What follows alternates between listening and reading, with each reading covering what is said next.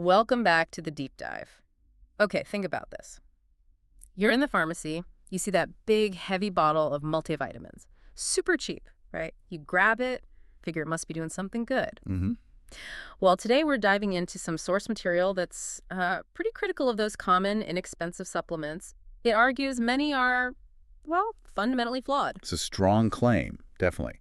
But when you trace the ingredients, look at the actual bioavailability. Yeah. What your body can genuinely absorb, and use the sources we looked at, paint a pretty stark picture. Right. So our mission today isn't just about reading the label. It's about unpacking what's really in there. We want to look at the raw ingredients, the industrial processes, and importantly, who actually owns these companies. Okay, let's get into it. And we'll start right where you often start with a product, the ingredient list. Specifically the heaviest one. You pick up one of those bottles, and it's surprisingly heavy. What makes up all that weight? Yeah, it's noticeable, isn't it? If you look at a typical cheap multivitamin, the number one ingredient by weight is almost always calcium carbonate. Calcium carbonate, okay. And what is that exactly? It's basically limestone. Or Right. chalk, essentially pulverized rock. Mm-hmm. That's why the bottle feels so dense. You're literally holding ground-up rock. Limestone. Yeah. Seriously. I mean, I knew fillers were used to keep costs down, but using actual rock dust as the main ingredient, that feels, I don't know, a bit deceptive. Well, it's certainly cheap, Hmm. but the bigger issue the sources raise is effectiveness, or lack thereof. It comes down to bioavailability again.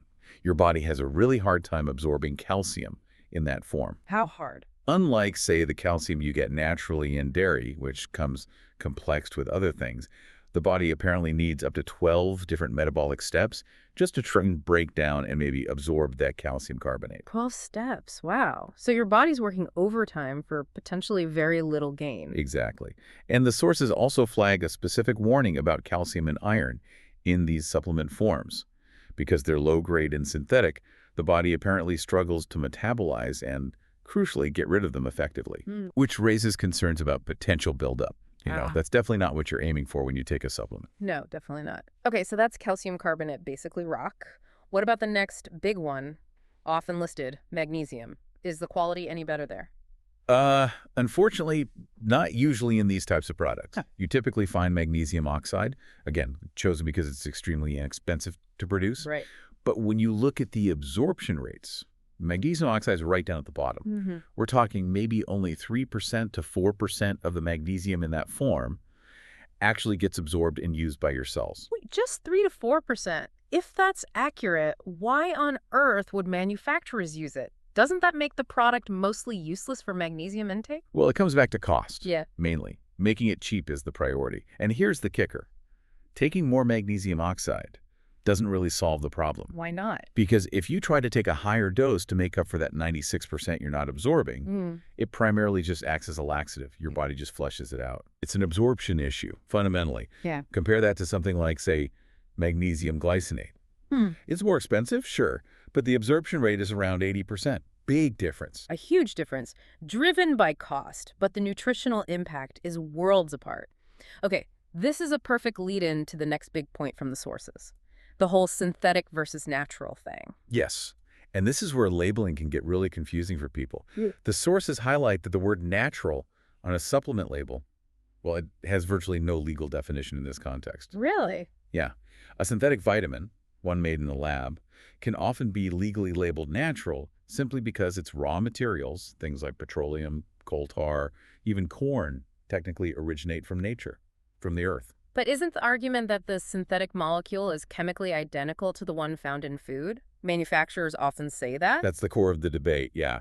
Some chemists might say at a basic molecular level they look the same. But the sources we reviewed argue they can't be truly identical in function What? because the synthetic version is almost always an isolated fraction of the whole nutrient complex found in nature. It's often missing other parts, like specific binding proteins or helper molecules, that are crucial for proper absorption and how it actually works in your body. Okay, give us an example. Let's talk vitamin C. Most people think oranges or berries. What's ascorbic acid, the common supplement form? Right, so ascorbic acid isn't the whole vitamin C complex you find in an orange. It's typically just the outer antioxidant shell, synthesized in a lab. And how is it made? It's a very industrial process. Yeah. Something like 90% of the world's ascorbic acid is made in China, usually starting with GMO corn that's then processed using things like high heat and sometimes even sulfuric acid. Sulfuric acid. Yeah. The sources we read don't really frame this as food science. They call it an industrial product. That definitely sounds more like chemical manufacturing than nutrition. And this idea of isolation, that links to the next big problem, right? Missing cofactors. Absolutely. Think of it like this. If a vitamin is the key ingredient, the cofactors, other vitamins, minerals, enzymes are like the tools your body needs to actually use that ingredient. Every single biochemical pathway, whether it's digesting food or building tissue, relies on these cofactors. And in whole foods, these things always come together. Exactly. Nature provides the complete package, the whole complex. When you take a high dose of just one isolated synthetic vitamin, the sources warn you risk depleting your body's own stores of those necessary cofactors over time. Plus, these vitamins and minerals are vital for activating genes. Like vitamin D alone is thought to activate over 2,000 genes, but it needs its cofactors to do that job properly. And these issues are particularly noticeable with B vitamins, I gather. They really are. Two common synthetic forms are cyanocobalamin, that's synthetic B12, often made using cyanide compounds, believe it or not, and folic acid, the synthetic version of B9, or folate. The sources indicate that a surprisingly large chunk of the population, maybe over 40%, has a common genetic variation, an MTHFR variation, that makes it difficult or impossible for their bodies to properly convert these synthetic forms into the active forms the body actually uses, like methylcobalamin for B12, Right. or actual folate for B9. So wait, potentially almost half the people taking a standard multivitamin might be getting B vitamins their bodies literally can't use effectively, and the stuff just builds up. That's the concern raised, yes. They're consuming these synthetic compounds, but their genetics mean they can't make that final conversion step. So they're paying for something that might not provide the benefit they expect and could potentially even cause issues due to buildup of the unmetabolized form. Wow. Okay, so we've covered the questionable quality of the active ingredients, the rocks, the poorly absorbed minerals, the synthetic vitamins many can't use. Let's shift to the other stuff in the pill, the so-called inert ingredients, the fillers. Right, the stuff that often makes up a significant portion of the tablet but isn't listed as an active nutrient. A really common one here is maltodextrin. Maltodextrin, I've seen that on labels. What is it? It's an incredibly cheap, highly processed powder used as a filler, a binder, and a carrier agent. It helps turn sticky or liquid ingredients into a dry powder that can be pressed into a tablet. Sounds harmless enough, just a starch, but I sense there's more to it based on our sources. There is. It's usually made from cheap, often subsidized field corn, dent corn. We're talking maybe less than $200 for a cubic ton, so it's dirt cheap for manufacturers. Okay. But the main issue is how it affects your body. Due to a kind of legal loophole in how carbohydrates are classified, it's technically listed as a complex carbohydrate. But how does it act in the body? It acts like a sugar, a very potent one. Mm. Maltodextrin can cause a rapid and significant spike in your blood sugar, sometimes even higher and faster than plain table sugar. Hold on. You're taking a multivitamin for general health, maybe even metabolic health, and one of the main fillers actively spikes your blood sugar like crazy. That seems completely counterproductive, doesn't it? It really highlights the tension between keeping manufacturing costs rock bottom and actually providing a health benefit. And speaking of what's in there, let's also quickly mention what's almost always missing from these cheap multifacts: phytonutrients. Ah, right. The plant compounds, the things that give fruits and vegetables their colors, the ones with powerful antioxidant and anti-inflammatory effects. Exactly, those are the powerhouses. Many modern drugs were actually inspired by or derived from these natural plant compounds. But you rarely, if ever, find meaningful amounts of them in these mass-market multivitamins. Why? Because they require higher quality, more expensive plant extracts. Which brings us to another labeling issue. The sources flagged the standardized extract loophole. How can a label list say 100 milligram of an herb, but you're actually getting mostly filler? Yeah, this one's a bit tricky. It plays on percentages. Let's say a label says 100 milligrams of ginseng extract, standardized to 10% ginsenosides. Okay, sounds like you're getting 10% ginseng. That's what you might think. But the 10% refers only to the concentration of that specific marker compound, the ginsenosides, within the extract material itself. It doesn't tell you what the other 90% of that extract powder is. And what is the other 90% usually? Often it's just more cheap filler used during the extraction process. Things like silica or, guess what? Maltodextrin. You got it. So in that 100 milligram serving, you might only be getting a tiny fraction, maybe even less than 1% of the actual active plant compounds diluted in a sea of filler. The label meets the legal requirement for standardization, but it's misleading about the overall quality and quantity. So you really have to be a detective reading these labels. It all seems geared towards presenting the cheapest possible product in a way that looks adequate. Which leads us perfectly to the final piece of this puzzle.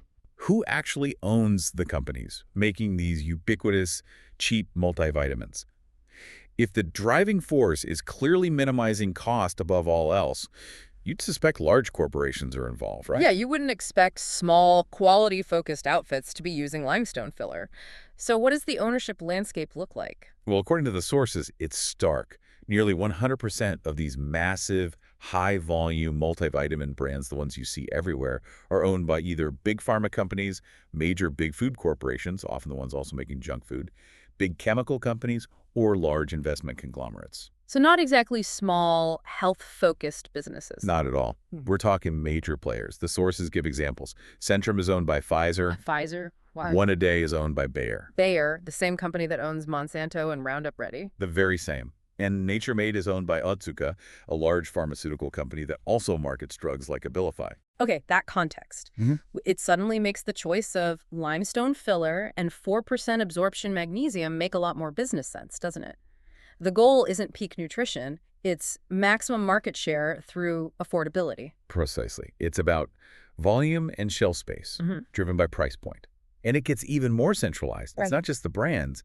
The actual raw materials for almost all these synthetic vitamins Yeah. are incredibly concentrated. Oh, so? The basic chemical feedstocks for these synthesized vitamins, the ascorbic acid from corn, the B vitamins, they mostly come from just 3 or 4 massive chemical companies globally. Only 3 or 4? Yeah.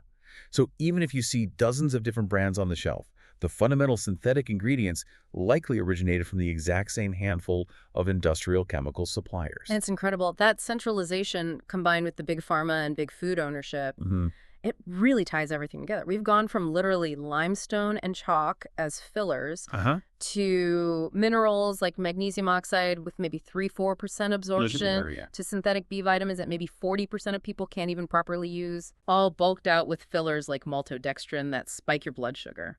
It paints a picture, doesn't it? The whole system in the mass market space seems optimized primarily for cost reduction and shelf appeal rather than, optimal nutritional benefit. So what's the big takeaway for you, the listener, standing in that aisle trying to make a good choice? Considering, as the sources point out, that the top 100 vitamin brands are ultimately owned by just 14 huge corporations, pharma, food, chemical, and the core synthetic ingredients come from maybe 3 or 4 chemical giants. It really forces you to ask a fundamental question next time you pick up one of those cheap, heavy bottles. If the entire supply chain, from raw chemical to final brand, is this centralized and driven by minimizing cost, how much real nutritional difference or genuine innovation can there possibly be between brand X and brand Y? Are you actually buying distinct nutritional support? Or are you mostly just buying slightly different packaging for the same repackaged industrial commodities? Something to think about.